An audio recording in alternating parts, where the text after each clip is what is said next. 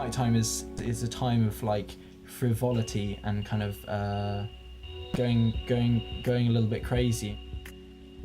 When you're a kid, kind of like you get told to go to sleep, but you don't hear that, do you? You hear lie down in the dark for several hours and don't move.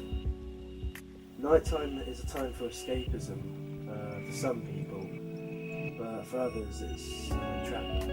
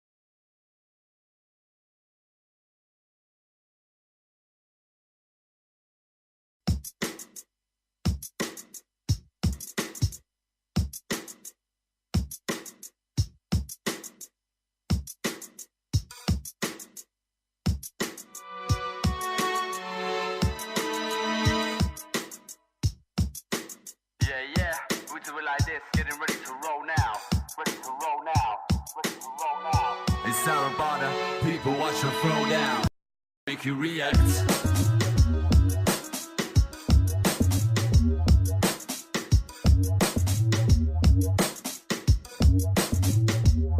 I'll make you react.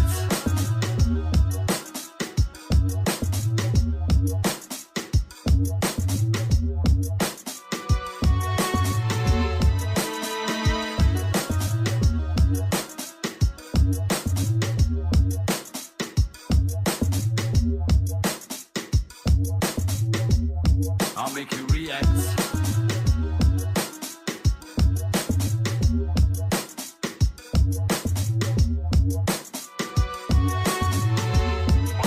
Okay, I'm lost in this imagery, creating synergy, affecting my delivery, standing in this soliloquy.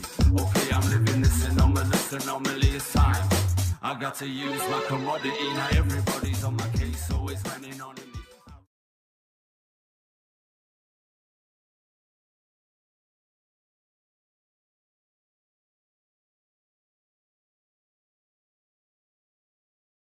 It's a sad fact that modern generations of children can't see the night sky, they can't see the beauty of the stars and the Milky Way, etc., because about 90% of the United Kingdom is light polluted, and children in large towns don't see any stars at all, really.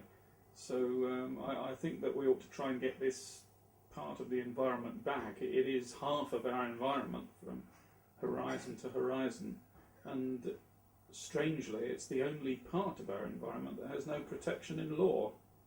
And so the Campaign for Dark Skies tries not to switch off everybody's lights. I mean, we're not crazy, we just intend to try to have them pointing in the right direction.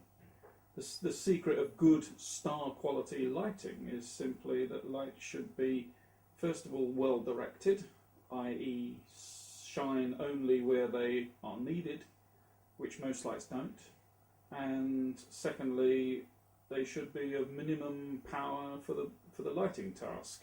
It's been estimated that Europe alone sends £1,700 million worth of electricity into the sky every year, and a lot of us are paying for that waste.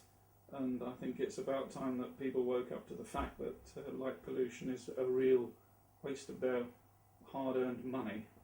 It's sometimes asked, why do we bother with the stars? They're sort of very remote things. We can see them on the internet, we can see them in picture books, we see them on screensavers these days. And the answer is very simple, of course. The stars really matter in our lives because they made us. nearly every atom in our bodies was made inside a long dead star. And so when we look at the stars, we're looking at our chemical parents. And I think we ought to look after them, just as we look after our biological parents, and respect them, and make sure that everybody can see them. Because the wonder of a star-filled sky is something that everybody should experience, not just a few privileged people who happen to live in the middle of the countryside or in the Sahara Desert.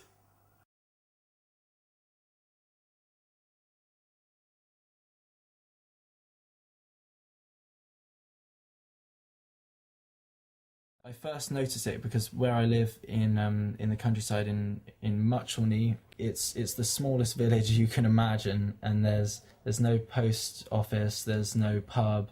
You know, what we have is a phone box, and that's about it. And there's no street lights or anything, and so when it's nighttime, it actually is nighttime. And when I first moved out to university, and I went down to Falmouth, on the campus there, they had lights on, all the way through the night and stuff, because, I guess, a student campus, and like people stayed up and like got drunk all night and things. And I first started noticing then like that the birds weren't like going to sleep at the normal hours, and you could hear like daytime birds asleep, all singing all night while you were trying to sleep.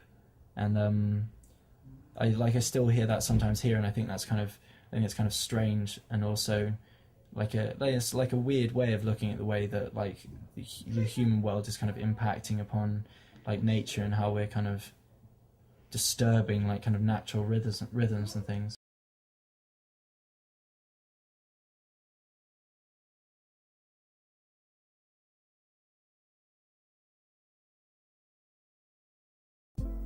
I find the night quite comforting sometimes. I love it when I've been working during the day, say, and I'm looking forward to a night in. I actually get quite excited about a night in, about being comfortable at home with my family and having a nice meal maybe, and watching something together, or just being together in the same room where one person's reading and somebody else is watching TV. Evening's the best time of day, because evening for me starts when I've done everything I've had to do that day. So if I've got to go to uni and then go to work, or go to work and go to uni, I do that and I do that, and then I come home, and if I've got to ring my mum or sort something out with my brother, or I've got to do something for Adam, Liam, or I've got to get something, I've got to go to the shop, I do whatever I've got to do, and as soon as I've done that, then the evening will start. During the day, you've got like work and other people always around you, but at night it's just you, or if you decide to go out with someone to somewhere, usually you end up talking about issues that are on your mind, and it's just something that you can actually, it's your time. That's the way I see it. Night is your time, and I love it. That's why I love it.